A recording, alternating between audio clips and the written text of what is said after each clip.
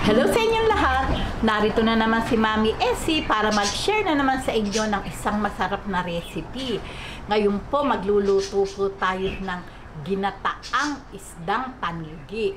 Pero bago tayo mag-umpisa, kung kayo ay nasa Facebook, don't forget to follow, like, and share. At kung nasa YouTube naman po, wag lang kalimutang mag-subscribe at pindutin ang bell button para lagi kayong updated sa ating makabagong video. Ngayon, narito po ang ating mga kakailanganing sangkap. Ito po yung ating gagataan. Ito po ay 1 kilo't kalahati na tanigi. Hiniwa ko lang po ito. O, ganyan ko po hiniwa. Talaga pong ito ay sariwang-sariwa dahil po ito ay galing pa po ito doon sa aking inaanak na pamangkin na si Cathy. Hello Cathy! Ito na, ibablog ko na. Kahit po anong isda ay pwede nyong gawing ginataan. Nasa inyo po iyon.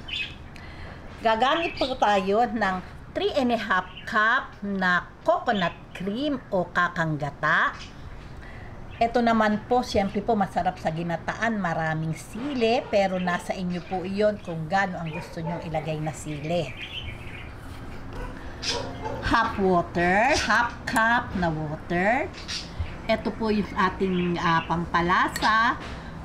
1½ teaspoon pamintang buo, 1½ teaspoon pamintang pino, 1 tablespoon asin, 1 tablespoon sugar, pambalansi ng lasa, half cup na vinegar, luya, 8 butil na bawang at 1 sibuyas.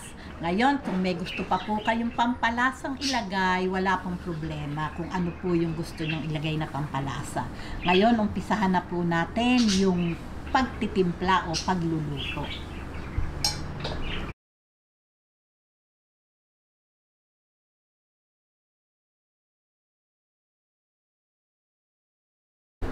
Okay, lagyan po natin sa ilalim ng mga kaunting pampalasa.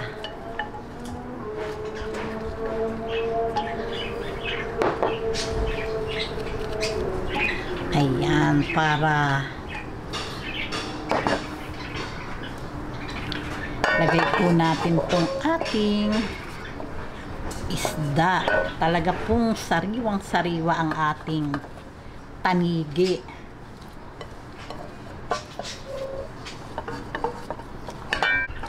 Ayan, napakadali lang po ng luto na to. Sabay-sabay lang, pero talagang napakasarap.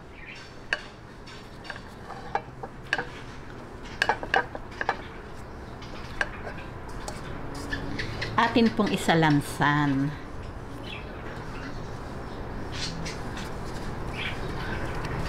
Ayan. Lagay po natin ang luya,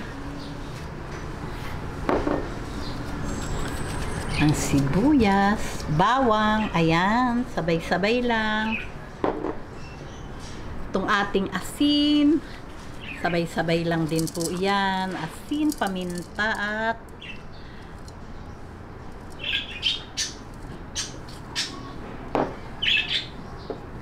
itong ating sugar.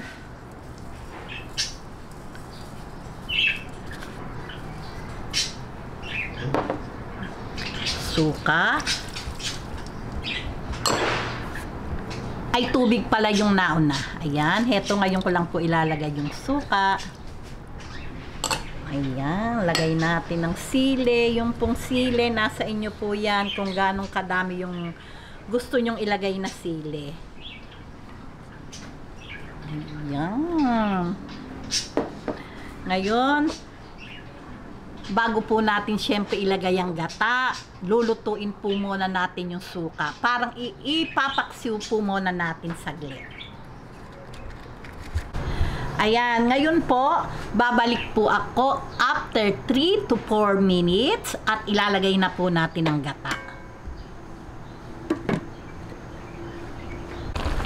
Ayan, after 4 minutes, lutong-luto na po yung ating suka. Lalagyan na po natin siya ng 3 cups na coconut cream. Yan, syempre po masarap, magatang magata. Ayan.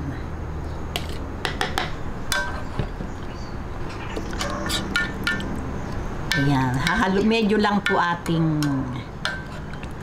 hahalu-haluin yung ating gata para po hindi siya mamuo.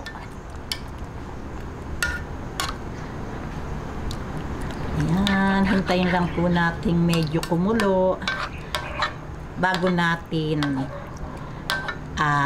pagka po kasi kumukulo na to, matapos nating ayan, galaw-galawin lang para hindi siya mamuo-muo yung ating gata, pwede na po natin siyang takipan hanggang sa lumapot at tuluyang ma-reduce yung ating inilagay na gata.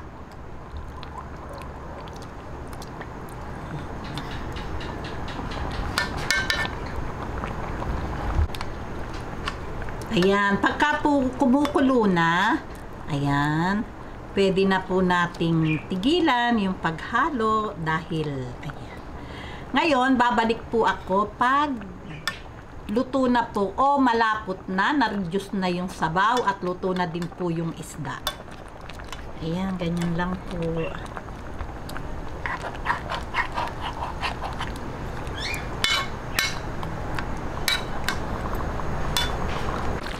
Ayan, pagka po ganito, nakita nyo naman, nagmamantika na yung ating gata. Okay na po ito, luto na po ito.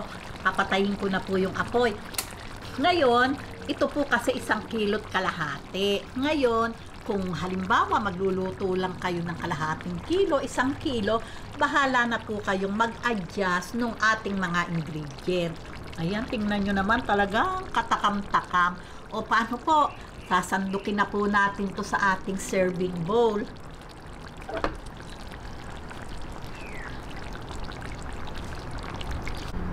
Ayan, atin na pong ilagay sa ating serving plate.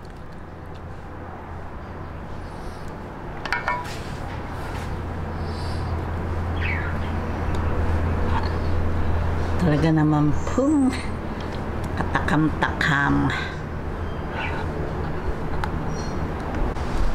Ayan, heto na po talaga ang napakasarap at katakam-takam na ginataang tanigi. Napakasarap po nito sa kaning mainit. Sigurado pong mapapa-extra rice kayo. O di po ba? Talaga naman yummy-yummy. Ayan, at talaga naman pong ready na po ito para sa ating pananghalian.